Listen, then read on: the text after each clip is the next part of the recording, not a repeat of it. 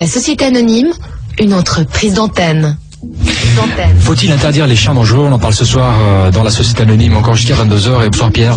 Bonsoir. Merci de nous rejoindre. Pour répondre à Monsieur Barthes, c'est qu'il me parlait d'élevage justement qui sont faits avec des molossoïdes ou avec des terrets de pitbull pour faire du chien de combat. Ça c'est il y a quand même X années, voire quelques siècles. De ce fait-là, en interdisant des races comme il le fait, c'est évidemment paradoxal dans le sens que tous les éleveurs qui vont faire de l'élevage de cave, qui vont pas déclarer les chiens, eux vont pouvoir continuer parce qu'il est bien évident qu'ils vont jamais déclarer leur chien, qu'ils vont jamais le faire micropucer ou même tatouer. En revanche, tous les éleveurs qui depuis des années et des années font des élevages qui sont justement stables, parce qu'il faut savoir que la proportion à la morsure est inversement proportionnelle justement au potentiel de morsure. C'est qu'un grand chien va de toute façon beaucoup moins mordre qu'un petit, étant donné qu'il est sûr de lui à éducation égale, c'est-à-dire à éducation.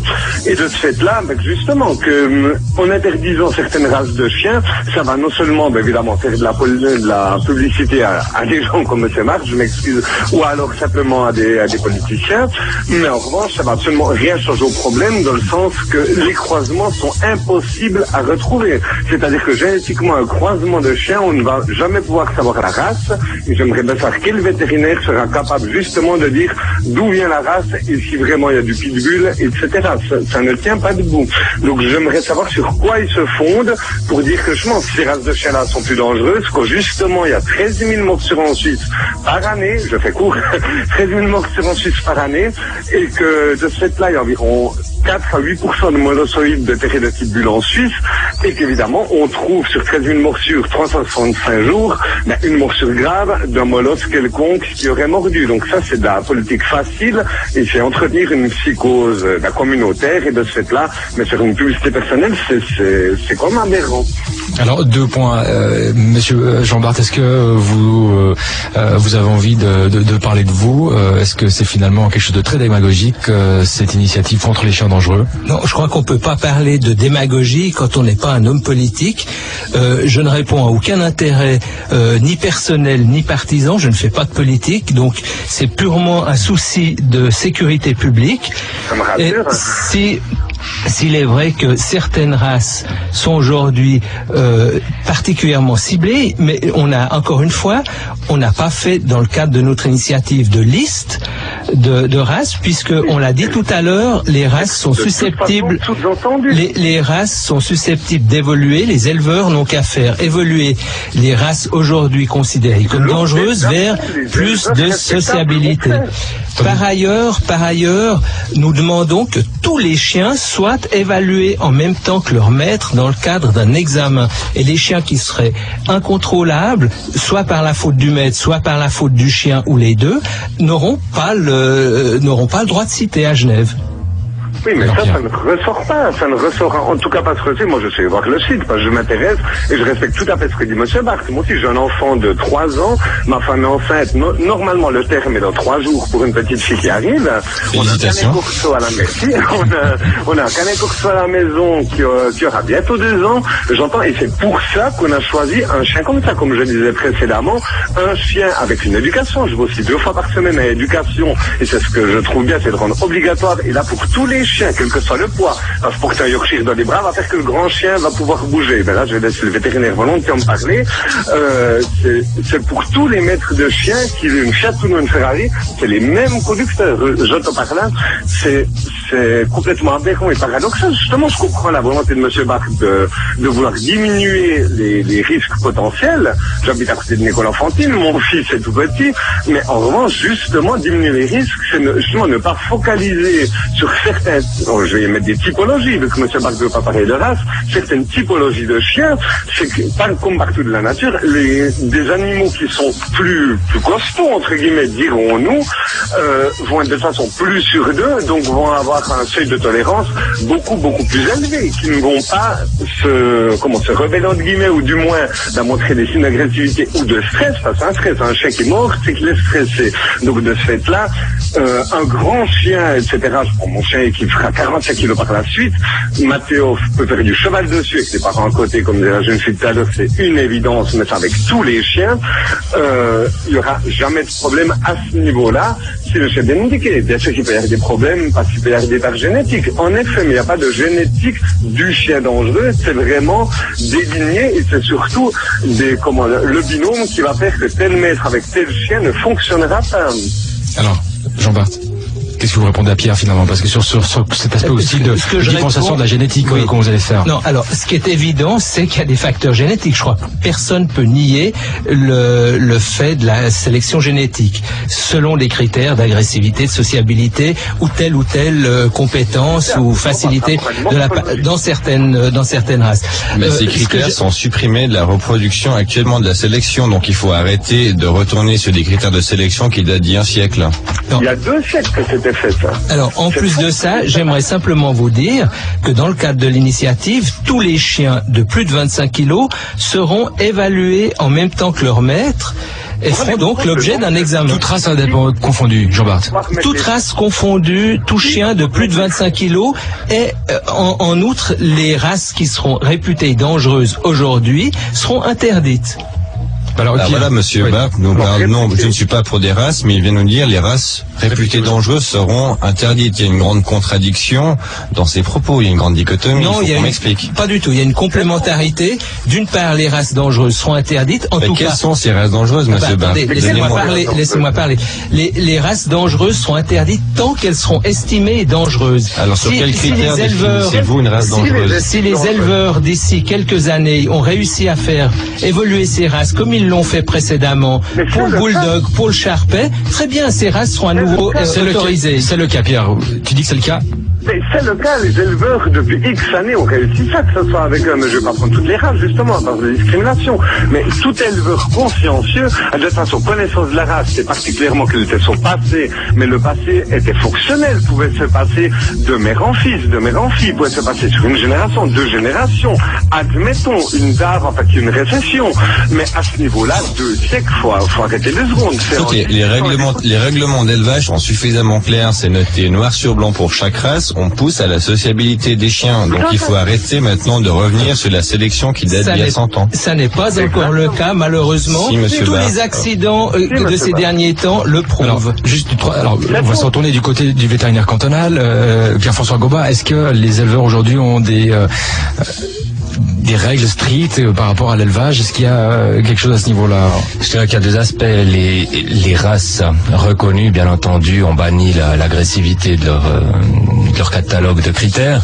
De toute façon, l'ordonnance fédérale qui va entrer en vigueur au début de l'année prochaine interdira. Donc les races qui auraient encore des buts de ce genre-là, mais il n'y en a plus à ma connaissance, devraient les supprimer. Mais on a à côté de ça, malgré tout, en gros 70% des naissances de chiens qui échappent à tout contrôle, puisqu'il n'y a pas, elles ne sont pas affiliées à des races, à des clubs de races, et c'est à ce niveau-là aussi qu'il faudrait agir. Comme j'ai la parole, j'aimerais revenir sur une chose dont Pierre a parlé, c'est la question de la reconnaissance des races. Il faut savoir qu'il n'y a aucun test, quel qu'il soit, qui nous permette de dire avec certitude ce chien appartient à telle race. Et je ne parle même pas des croisés. Parce que là, si vous avez un croisé qui fait partie d'une liste de races, vous allez prendre l'autre chien. Vous n'allez pas dire j'ai un croisé Doberman par exemple, ou un croisé Rottweiler. Vous allez dire j'ai un croisé boxer. Mais comme l'a dit Pierre, je connais pas beaucoup de vétérinaires, en tout cas moi j'en fais pas partie, qui sera capable de dire à coup sûr ce chien est de telle race ou croisé avec telle race. Donc ça pose un problème pour l'application.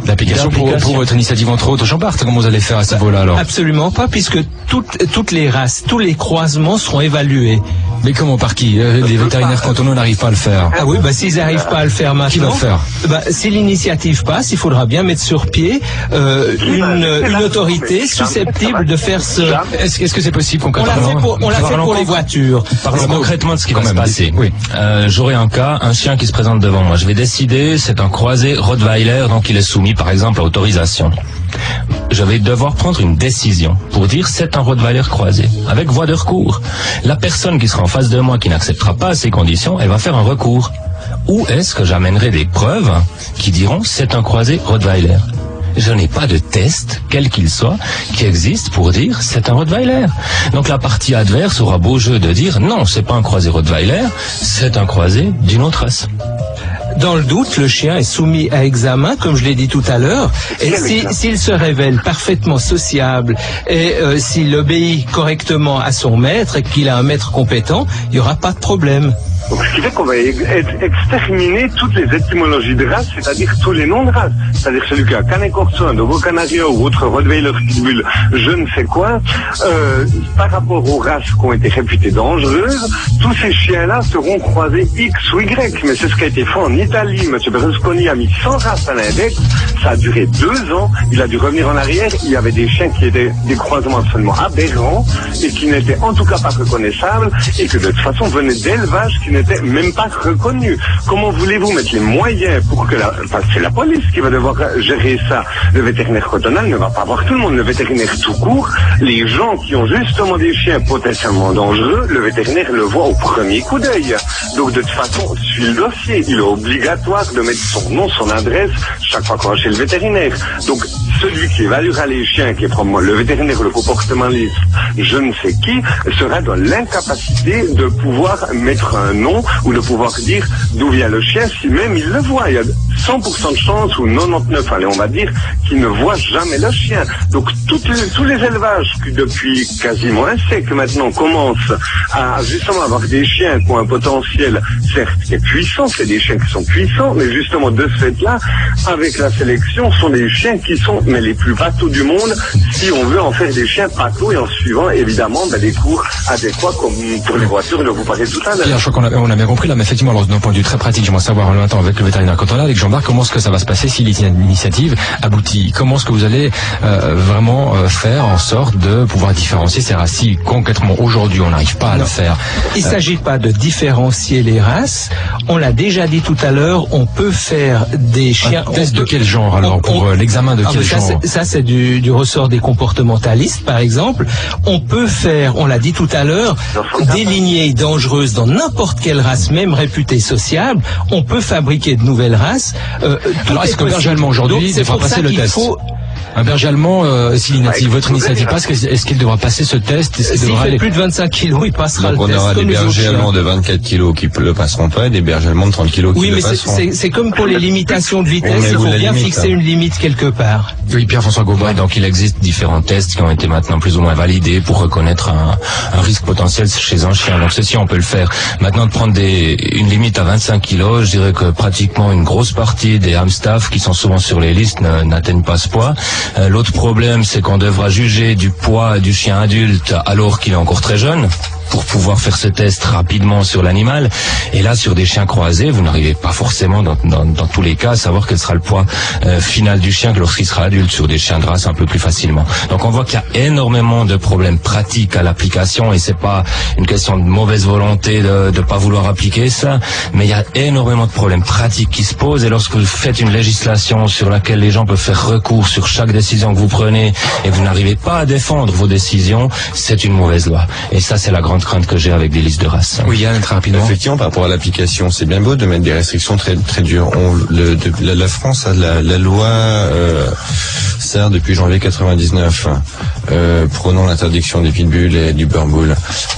Ça n'empêche pas, effectivement, comme disait Monsieur Gobet, comme disait Pierre, maintenant les dominations ont changé. C'est du croisé labrador, du croisé boxer, et le contrôle est impossible à faire. Et il y a eu beaucoup de recours en France contre les décisions de l'État en disant prouvez-moi que c'est un pitbull. On verra tout à l'heure peut-être sur les solutions alors que vous proposez, propriétaire de Molos, pour essayer de calmer un petit peu les esprits dans cette société anonyme. Merci beaucoup Pierre pour ton intervention, mais c'est moi pour ton témoignage. Excellente soirée. Ciao, c'est la chienne. À bientôt. Et à bientôt, merci.